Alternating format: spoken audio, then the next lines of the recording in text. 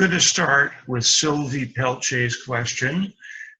She asks, Master Jesus, please tell us, where do we go when we leave this earth? There are many planes on when you leave the physical form, your spirit goes back into the more subtle realms. We call them dimensions or planes. And so the way that you leave is most important. That if you can leave in a state of grace, peace, serenity, then you will go straight to the planes of grace. And this is the goal of many of the ancient spiritual traditions on the earth, especially the Buddhist, the Hindu, the true Christianity, was to find that connection to the source through contemplation, through meditation. Those of us who leave in a state of more distress, say extreme anger or resentment, agitation, those people stay on what we call the lower astral. Now, the Buddhists call this the realm of the hungry ghosts. And so their spirits are taken to what you might call hospitals, where other beings who are of higher vibration help them to heal and then to move on. Archangel Gabriel especially helps souls to lift up to the higher realms. So that's the thing that I think a lot of people have difficulty with, because in our three-dimensional realm, punishment seems to be part of our conditioning and our understanding. If somebody has done something wrong, then they should suffer. But I'm not hearing that from you when it comes to people as they pass on, and there's these different levels of ascension. Some are lower, some are higher. No, they don't suffer. But the process, when one has left the body, one returns to spirit. For many people, their families who've passed over, or their master guides and teachers will be waiting to receive them, to welcome them.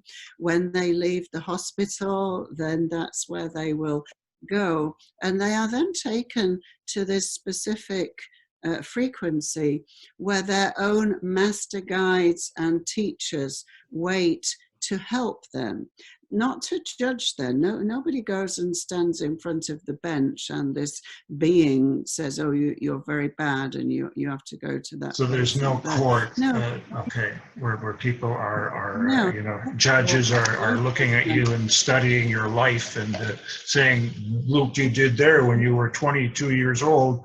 I heard you say this to that person, and you're going to be punished severely for whatever it is they did. Okay, what about pets? What happens to pets when they pass on?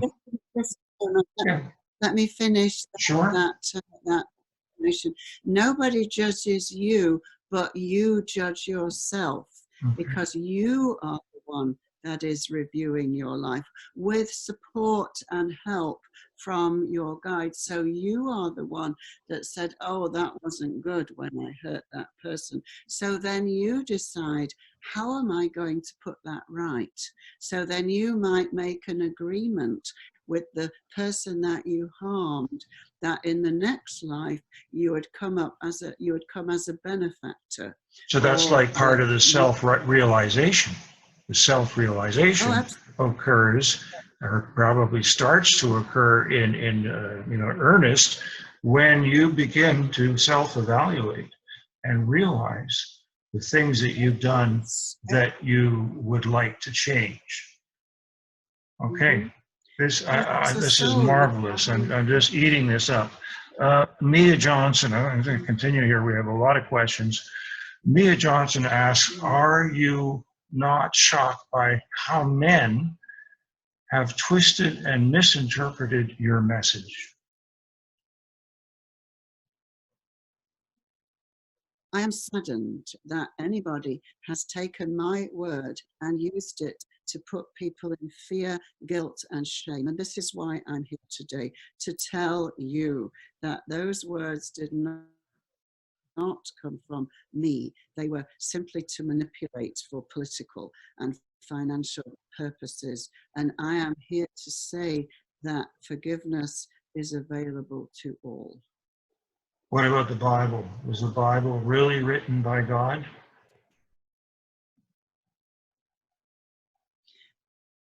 God doesn't write down his wisdom. He speaks in a small voice in the heart. So the Bible is a collection of anecdotes, of stories that have been written over a huge amount of time for the people who lived at that time. So that when you read the Bible, if what you're reading does not speak to your heart, does not call from you love and compassion, then it is not the voice of God the Father. It is the voice of humanity, of men. So you must use your own heart as your radar. And Beverly When you Huff, another person. Yeah, how sorry does this make for me interrupting feel? you. And if it doesn't make you feel love, then use your discernment and reject it, no matter who is telling you or where it is coming from. This applies to the television, your families, your church leaders or ministers. If it does not resonate with your heart, if you cannot feel that this is coming from pure love, then it's not true, and you need to reject it. Well, that sounds like a very good way to go to our next question. I passed over a number of questions because they're all relating to the Bible. Why is it a lie, and the different interpretations? But I think that what you've just said now is that if you develop the sensitivity in your heart to understand what resonates with you as truth and what doesn't, then you're going to be in a position to do many good things. And I think the next question, it's answered just by what I said, because how can we teach empathy to all human beings? You have to be able to have some sensitivity in yourself, your own heart, to feel emotion, to know in your heart what is right, what is wrong, to understand that there's an awful lot of misinformation out there, especially today. It's amazing. Would I be right? And you cannot teach anything except by how you are. People don't listen to your words. They look at how you act in the world. So don't be looking there for somebody to give you the answer. Look at what effect am I having on the people around me? Am I making this world a better place? Are my words spreading love, compassion, and tolerance? Am I touching people with kindness? So just as I have said many times, to remove the plank from your own eye before you look for the mote in somebody else's. It all starts in here. You have to be the living example of love in action. That is all I asked. I never wanted people to follow me, to glorify my name. I want them to be love in action for all of humanity.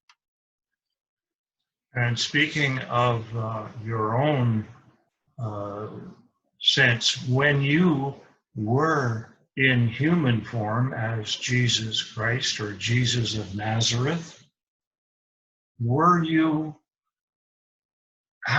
that your first time on earth? Had you been here previously, or had you been in other dimensions? I'm just wondering how it is. Yeah. that specific frequency that I was bringing in at that time as the Christ child, bringing in Christ consciousness, that was the first seeding of that specific vibration on the earth. Okay, and you had, well, I have a question from a Native American who would like to know why you didn't listen to the Native American elders when they told you what was going to happen to you. I knew even before I came into the body, and as did my beloved mother, Mother Mary, and Mary Magdalene, my beloved wife. We all knew the end of the story. And this was always a challenge for my human self, because we had agreed that I was going to leave the body as the living example of death beyond, life beyond crucifixion and death. And so this was my choice, and this was my agreement. So it was not possible. I did it fully consciously. I knew what I was doing, and it was not easy. And that is why I can say to each one of you, I have walked with you. I know how it is to be in this human form, to feel the fear. But I say to you that move through the fear, as I did. Do not ask you to do anything that I did not do myself. Move through the fear and step into the light and the truth of all that you are. Take my hand and I will help you.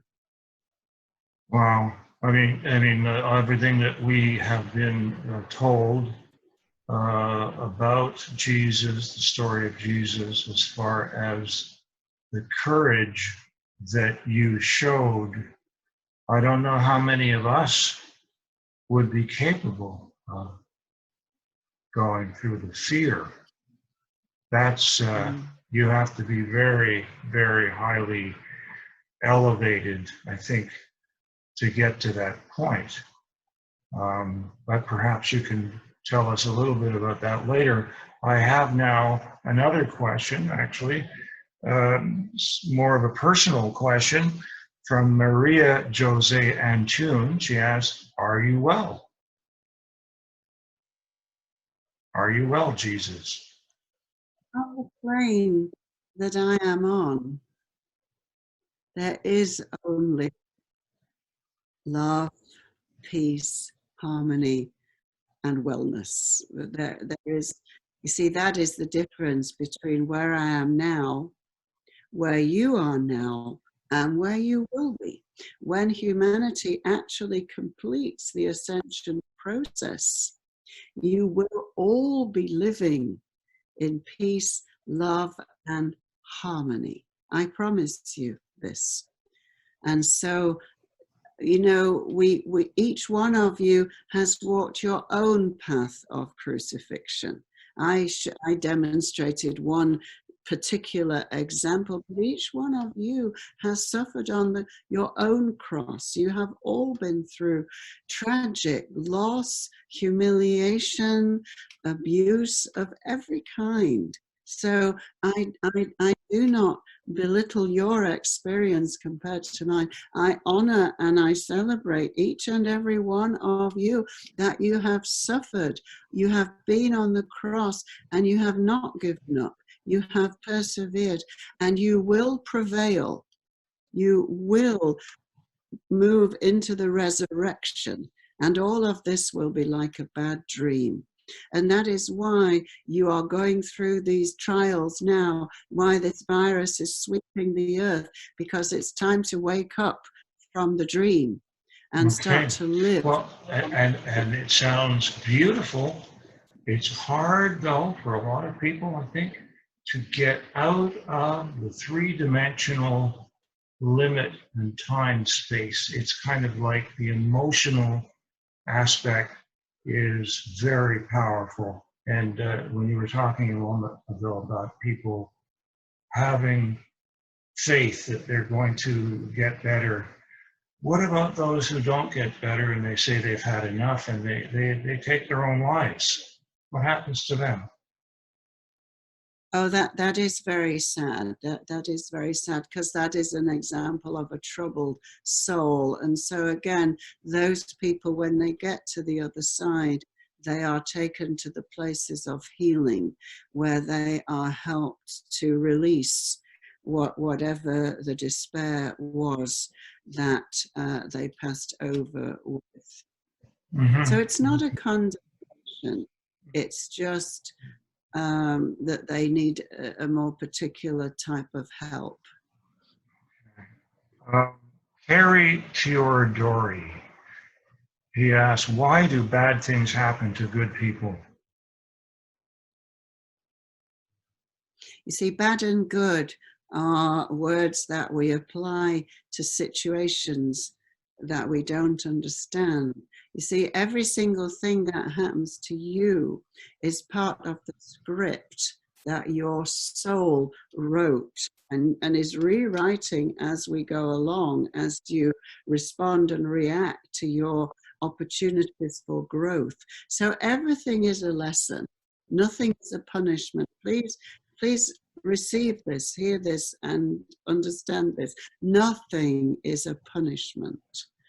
You chose to learn certain lessons in your life. If you don't learn them, they will come again in another form. There is the law of karma, that if you do something which harms another, you are given the opportunity to put it right, not as a punishment, but in order for your soul to grow from the experience. So everything's part of. So how would you apply that to his next question? Why do children suffer at the hands of the people that gave them life? For example, they might have had child abuse, physical, emotional, sexual. Why or how could that be justified in the plan or divine plan or the karmic plan? How do you explain that?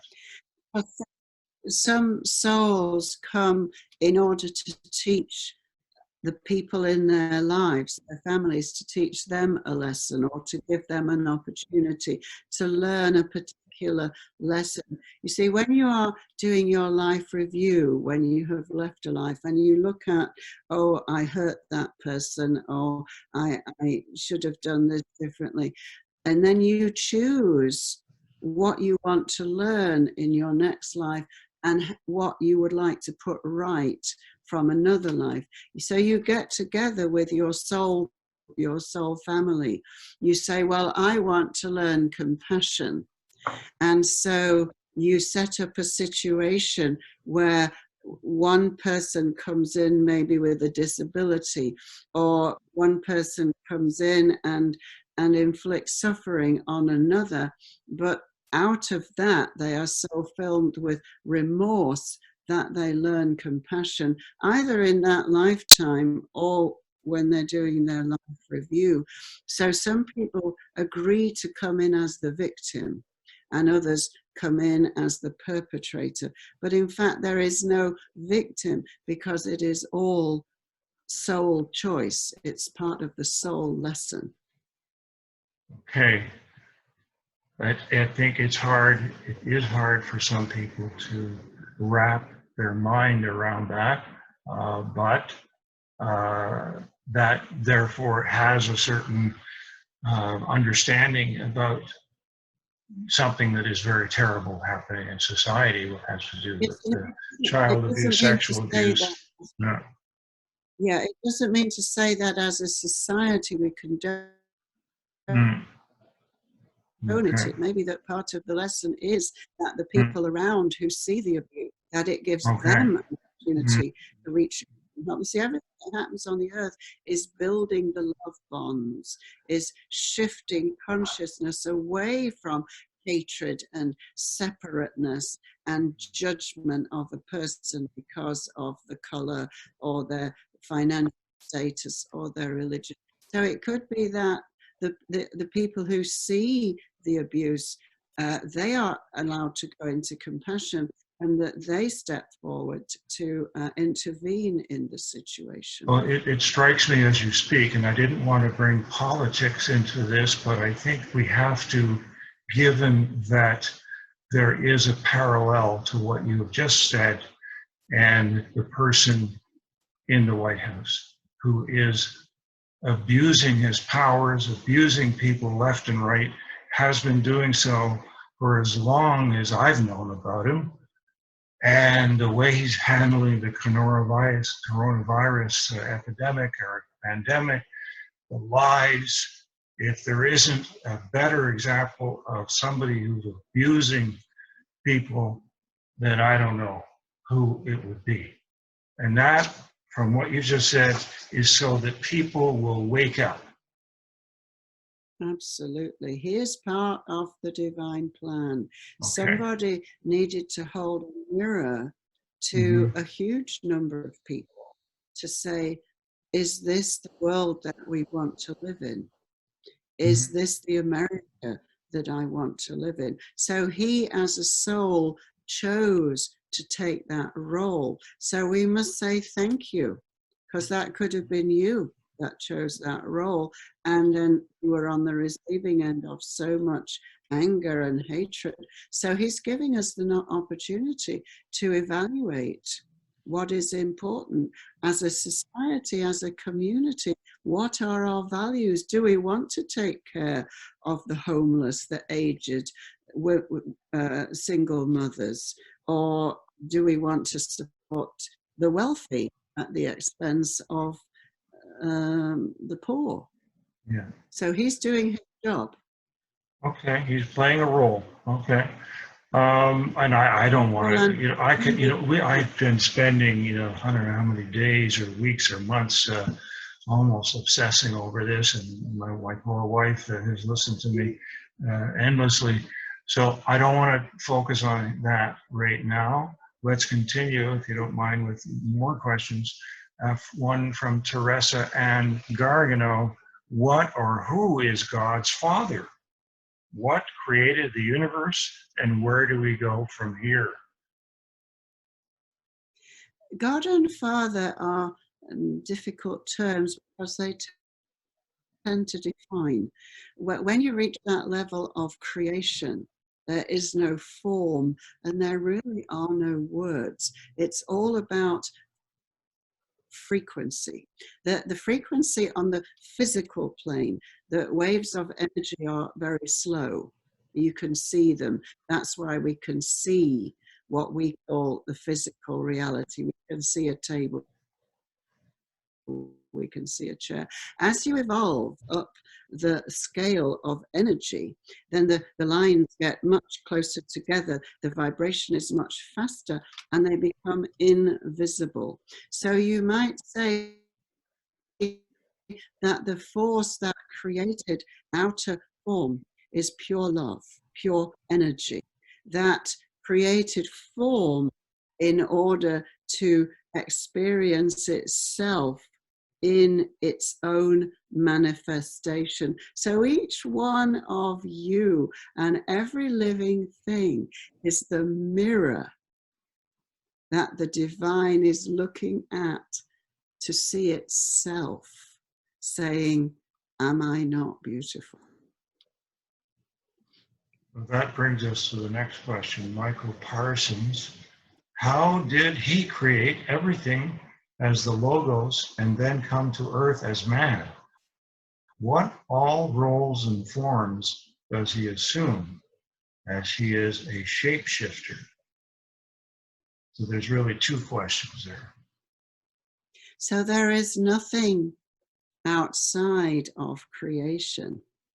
All is one. So man is a facet on a jewel, as are all the animals, the trees, the light, the angelic planes. There is nothing that is not the oneness. It simply splits itself into myriad forms so that it can be experienced. And this is what is happening on the earth right now. We are being opened like a lotus flower. We are being lifted up so that we can experience much higher vibrational levels where we know that love is the only thing that is real, the only thing that is important. So being aware of that, I guess, should help us in the sense that for many, it's very painful. I mean, it's like anything, growing pains, right? I mean, we're growing, we're evolving. There's a lot of pain, a lot of suffering, fatigue, all kinds of symptoms, physical symptoms, headaches, aches and pains. Would you say this is all a part of the ascension process? Absolutely. Think of it as if we are in the process of giving birth. Rebirth, that our yeah. bodies, our form, are literally giving birth to our own Christed presence. And so treat your body with the great respect and love that you would give if it was a wife, a loved one giving birth. Rest, eat good food, drink lots of water, be outside in the sunshine, and give yourself the care, the loving care that you need to go through this completely transforming process that none of us on the earth, none of you has ever experienced before, because this has not happened on the earth plane. Now, you just said us, and if you can explain that, when you said us and then you switched to you. Yes, there is no separation, because here on this realm, there is only we. There is no you and me. There is we. Everything is we.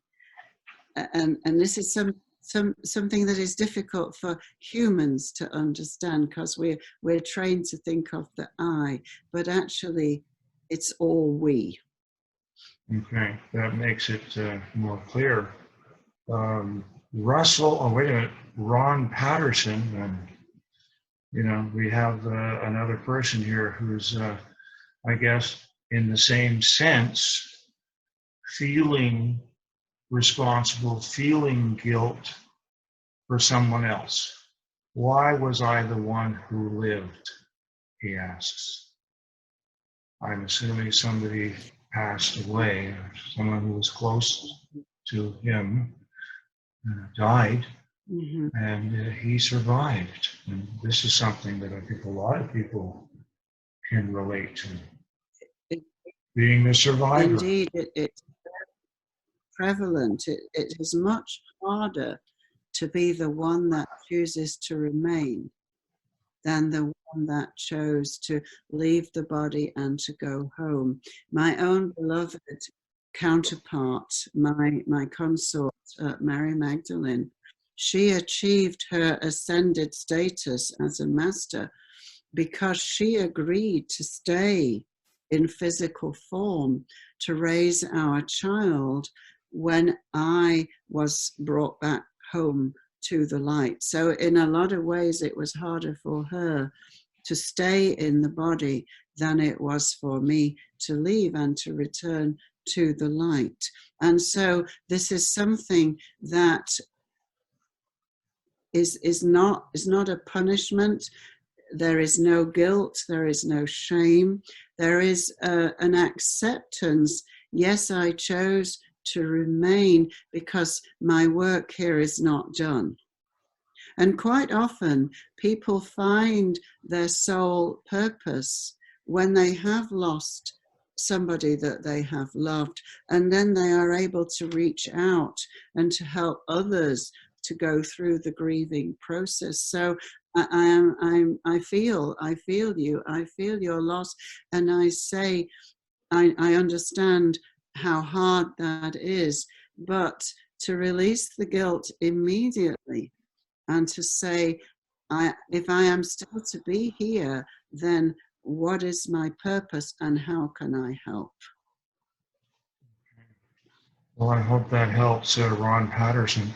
Now, Russell Breingar has another question, which is quite an interesting literary question, the way he puts these together with his special wording.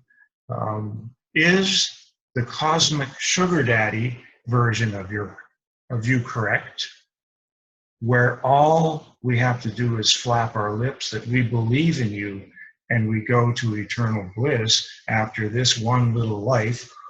Or is the cosmic mentor version of you correct, in which if we apply your teachings to our lives, we raise our vibrational signature such that we escape the reincarnation cycle? And Quite a this mouthful. was my word, even greater things shall you do in my name. And so my purpose here was to simply demonstrate the way of love and to ask for each one to become the living model of love in action. So it's not about believing in me and then you are saved. I did not come to save people.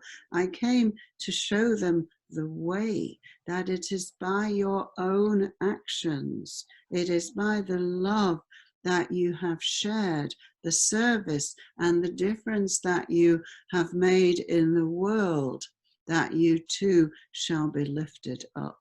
So we have a whole industry based on that very thing that you just said, that Jesus saved, and that in order for you or us to be saved, we must believe blindly in you, in God. We must worship God. We must be externalizing to God through a priest, a minister, or reverend. I have reverend in my name, but believe you me, I'm nothing like these other fellows. What I'm looking at is trying to understand how many people have been suckered into this belief system. I call it an industry. It's not a spiritual type of gathering or worshiping for themselves. No, but it is an opportunity for them to say this is not right. When they are hearing a person being condemned by a minister for being gay or having any other kind of vice, then at some point they say, no, this is not right. So it's only giving them an opportunity to see the divine, to feel the empowerment within themselves, and to say, no, I am now going to be the way shower for the way of love. When I was in the body, I said, it is the Father in me that does the work. What I meant was that I had claimed my own divinity. I had returned to the oneness, and I invite you to do the same, to claim the voice of the divine within and to empower yourselves. So in a way, these ones who are challenging you are your teachers, because they are giving you the opportunity to be your authentic self. And many, many people, especially young people, are leaving those very rigid churches because they know they feel. This is not compassion. This is not love. It is fear and anger and hatred, and it is not who I am, and I want no part of it. Well, So that everything brings has up a very important point, because I noticed the younger people, and not just younger people, the greater movement of people are repulsed even by the term God and Christian, and it seems to me that it's gone to the extreme. We've gone from one place to another, neither which is good, because it's not balanced. You have sort of people throwing the baby out with the bathwater. Just because they don't like Christianity doesn't mean that Jesus is not pure and is not the vessel of love and God. Mm-hmm. So when somebody today is saying that I'm not going to use the word God, what are they saying, really? It's the same thing, God, right? But that's part of their growing process. The word really does not matter. So if God has been given, the word has been given such negative connotations, then don't use it. Use just love or the oneness or the supreme being. It really doesn't matter what the word is. So, this is just part of the whole process of humanity returning home to oneness after the event, which was long before I came to the earth, which is known as the fall. When humanity as a mass disconnected themselves from that golden cord when they knew that they were divine. Since that time, humanity has experienced separation and duality. It is now time to return to the oneness. And so this is simply part of the process to throw out the old teachings that are still keeping the walls up. Because the walls, whatever the divisions, the walls need to come down. And this is another gift of coronavirus. It does not respect creed, color, politics, wealth. It's bringing all the walls down. The great equalizer. And now, this brings up something else. So somebody asked David Tyler, is God a Christian, a Jew, Muslim, Hindu, Buddhist, Sikh, or other culture, American Indian? And I can answer the question right there for you. I mean, obviously, all of the above and none of the above. They are all ways of finding the way home. There are many paths. They all lead home. They're all leading up the mountain.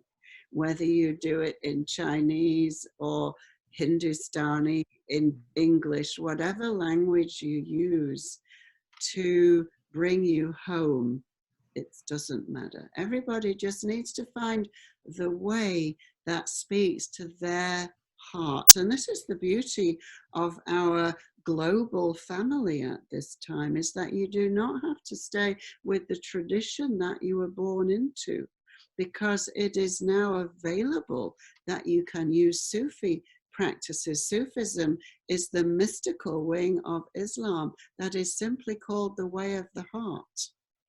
You can use Hindu prayers and chanting, Tibetan. You can use the English prayers. It doesn't matter. It's taking you home. So don't get stuck on my way is right, your way is wrong. That is actually the Antichrist. People are asking, what is the Antichrist? It is any creed that says my way is right and your way is wrong. And the Christ is, there is only one. You are my brother. I am you and you are me, and there is nothing else. Karen Elizabeth Knechtell asks, when someone has not got faith in you, but yet that same person believes in love. Does one's love count as faith? Of course, that is what I ask. Not that you believe in me, that you worship me. I ask that you become me. And on the earth, in a physical, say, what would Jesus do now? Or what would love do now? Doesn't matter. It's all the same. What would love say now? How would love react in this situation? So I would rather you say love than my name, because I want you to do it just because it's coming from your heart, not because I told you to, or you read that I told you to, and this is the only way to get into heaven. We've got a question from Christopher Brown. Did you spend some of your missing years learning from Buddhists, as some have theorized? Absolutely. This is why each of the paths has its own wisdom that all of us can benefit from. I was trained by the Druids in Glastonbury, which was a very, and still is, a very holy place. I was taken there by my uncle, Joseph of Arimathea. I spent many, many years in the Himalayas with Babaji, learning how to disassociate from the physical body and lift my energy up to the light. I was taken through many initiations in the mystery schools of Egypt, in the pyramids, in the sarcophagus, going through the initiation of shutting down the body and leaving the body through the cord, returning to oneness, and then bringing my essence back into the body. So all of these trainings were specifically preparing me not only for my mission and for the healings that I was able to achieve, but also to be able to go through the crucifixion and the resurrection. I actually suspended my life force. I withdrew the energy from the body and went through a complete transformation. And so when you speak about shape-shifting and what you did during the resurrection, basically took on the learning, the skills that you developed in the first 29 years or so from all of these different places. Fascinating. Yeah. Of course, the yogi have the ability to levitate and all kinds of things. So, and they've known about that for thousands and thousands of years before Christianity ever came around. Speaking of going back in time, Mark Diamond is curious to know if you know who really built the pyramids of Egypt and other places around the world. Was in those times, there was still the connection between the Star Brothers and the Star Sisters, and they had the technologies that the earth and humanity is about to remember. The Egyptians came from Atlantis. They knew how to manifest physical forms through intention, through bringing materials directly from the etheric planes and creating physical form. And as you were saying, levitating, this is the next step for humanity, is to remember these powers that are simply states of consciousness. And as you raise your frequency, you will be remembering those skills that you have had. Humanity has actually lost much of the consciousness that it had in Lemuria and in Atlantis. And that's how the pyramids were built. So I'm wondering if also you could comment on the phenomenon of UFOs and extraterrestrials. What connection is there between these extraterrestrials and God and angels and Jesus and other masters? Are they all related in some way?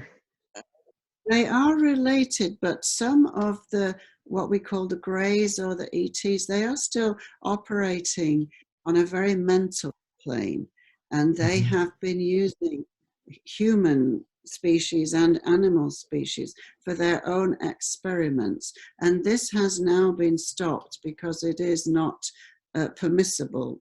The Earth is a planet of free will, but other extraterrestrials, who are the star beings from Sirius, Pleiades, Arcturus, because everything that is happening on the Earth is of such great importance to all of life, to all of the hierarchies of existence. There are many, many beings, and some of them are in ships that can manifest their ships into a physical form.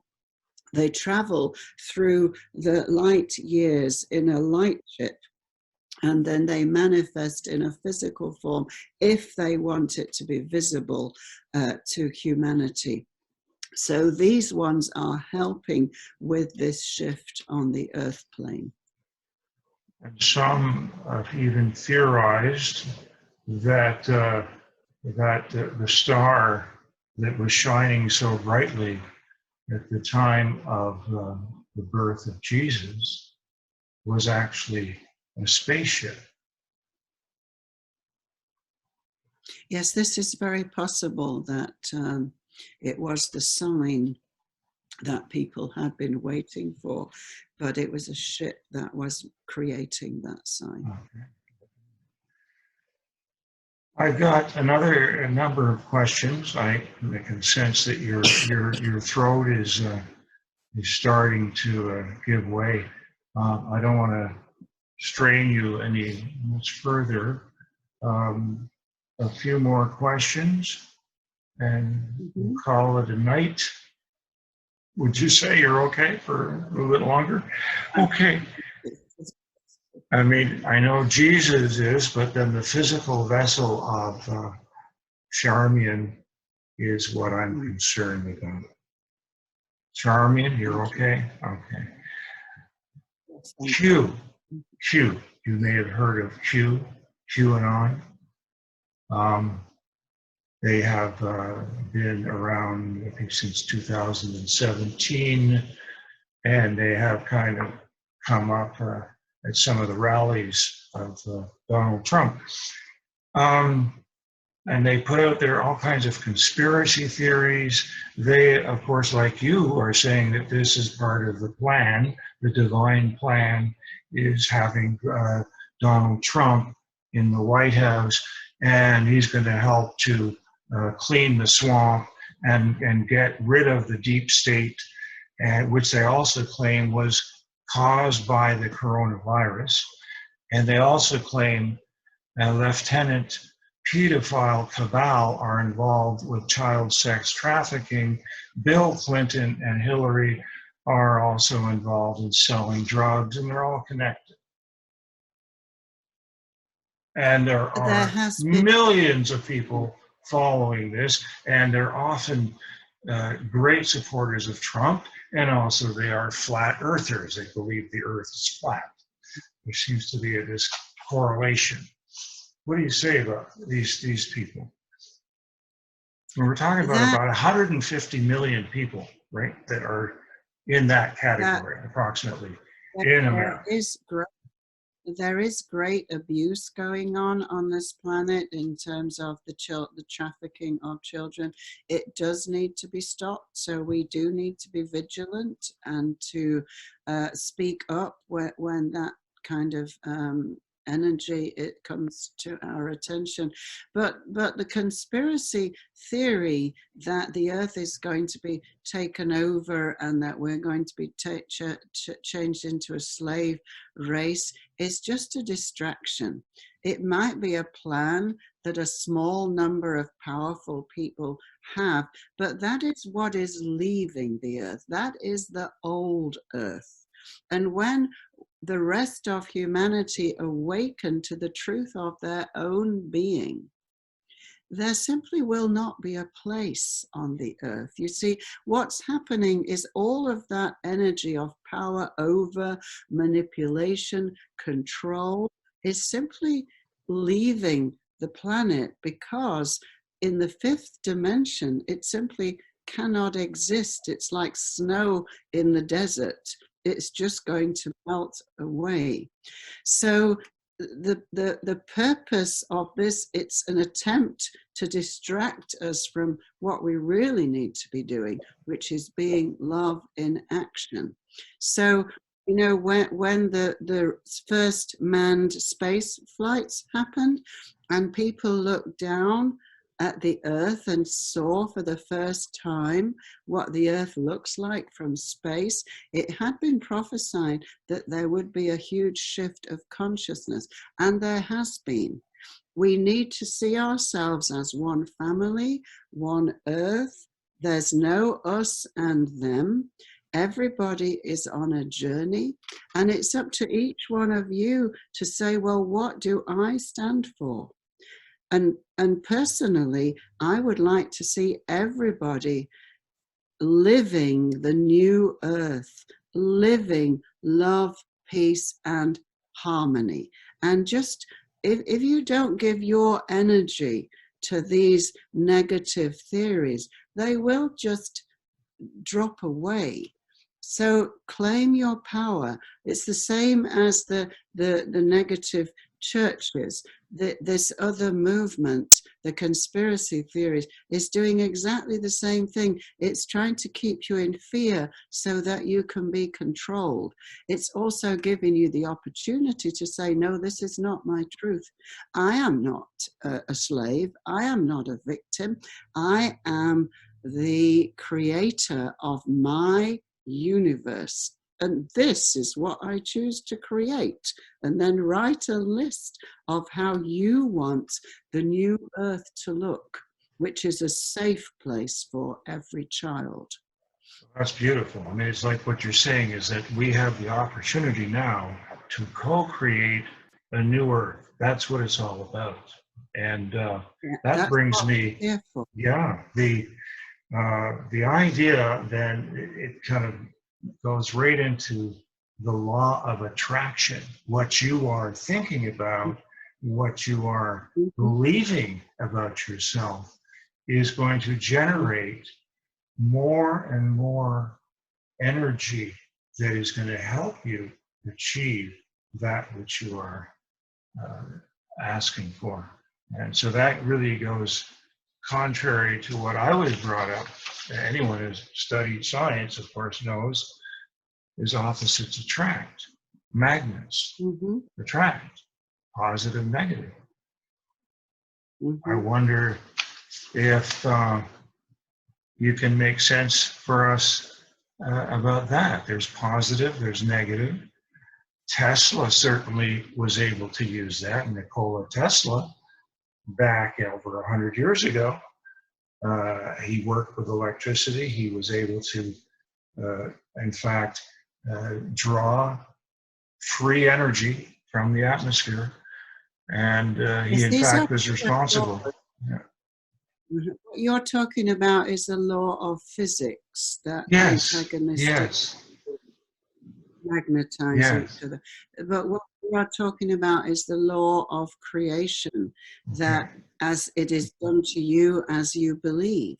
So if you believe that you are unworthy, that you deserve to be treated badly, to be kept in poverty and lack, that is what your experience will be. As you connect more to your own divine essence, you raise your frequency, you bring your love in, you increase your love quotient, you will see your world beginning to change. And I promise you this, that you will see the joy, you will be receiving more love, you will be enhanced in every way. So focus on what you are putting out, because those programs that were laid onto you as a child, when you came in as a child, you were radiating light, because you just came from the source, from God, whatever you want to call it. And then you were conditioned by your family of that you were born into to believe that you were naughty, bad, useless, hopeless, stupid, whatever. It breaks my heart to hear the things that were said to little children. Wow, So well, now people, you're grown into your adulthood. Now you need to do the cleanup work. right. And you need to look at the programs. When you hear yourself doing negative self-talk, I'm not good enough, I always screw up, and nothing ever goes right for me, immediately stop yourself and reverse that and say, I am good enough. Everything always goes right for me. And you will see your world begin to change. Well, you know, you have psychic abilities, obviously. That's one of the abilities. Steve Goins asked, how do I always stay focused, positive, and loving without judgment, as you do? So you've just answered the question, is you have to focus more on love and bring your own vibration to a higher level, so that this is not where you're going to focus your energy. Easier said than done, though. I mean, I know personally, I've lost it sometimes. I mean, I'm embarrassed to say that, but I do, on occasion, lose my temper and get very upset over things. The thing is that everyone on the earth is on the journey home. They choose their lessons in the only way that they can receive them. So some people need to experience the extremes of warfare to actually kill people or to have their loved ones killed in order to realize that this is not the way I want to live. This is not who I am. If you do not need that lesson, then don't get involved in the drama. You can watch what other people, are they really doing that? Do they really need to hear that or to experience that? Walk away. And that's giving you the opportunity to say, not me. And also not to judge, because you can always say, there but for the grace of God go I. That people are choosing extremely difficult paths home when they could just decide to be loving and kind and take the fast route. And everything that is being done by somebody is them trying to find the way home. So all right, I'm gonna cut you off there because we're getting close to the end. We've got maybe less than 4 minutes to go, and as it happens, Ria Tarnava has a question. Can I please go home now? And that's sort of the last question to end our interview. I thank you very much. A few notes, though, about what you're up to, how people can get in contact with you. You are located in Oxnard, California, which is just north of Los Angeles. Your website is cominghometolumeria.com. Facebook is Charmian Redwood, and so is your YouTube channel, Charmian Redwood.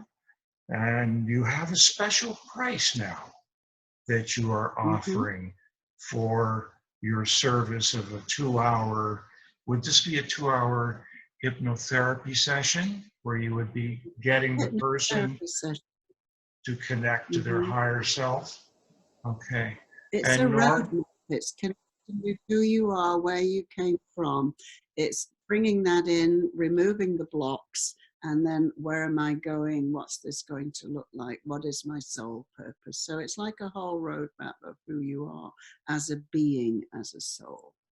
Well, I've read a lot of the testimonials about your services, and they sound pretty good. And I myself am, as you know, planning to meet with you for a consult sometime in mid-April. So you're giving these sessions, normally they're $200 for 2 hours. And for those people who are fortunate enough to be watching this program, either live or in a recorded version, you're offering a $50 discount. Am I right? Absolutely, yes. I really think, you know, people who have done this process just say it's been so completely life transforming. Just one session will change your life. So I No wanted doubt. to. I mean, you changed my life already, just, you know, in this interview and in other talks that we've had. It's hard to put a word to it. Love, I guess that will do. It comes through very, very much. Even, you know, through the internet, even though we're thousands of miles apart. I'm in Laval, which is just north of Montreal, Quebec in Canada, and you're just north of Las Vegas. So the power is there, love is there forever. So this will last how long, the discount? How long did you want it to last for? Till the end of April. Okay. End of April, you have that opportunity. Okay, I have to leave you now. I want to thank you, Charmian, Redwood. You have been absolutely incredible, patient. We had lots of technical difficulties, and finally it came together in this session. So I give you all my love and blessing, and look forward to the session with you. Thank you, and bless you all.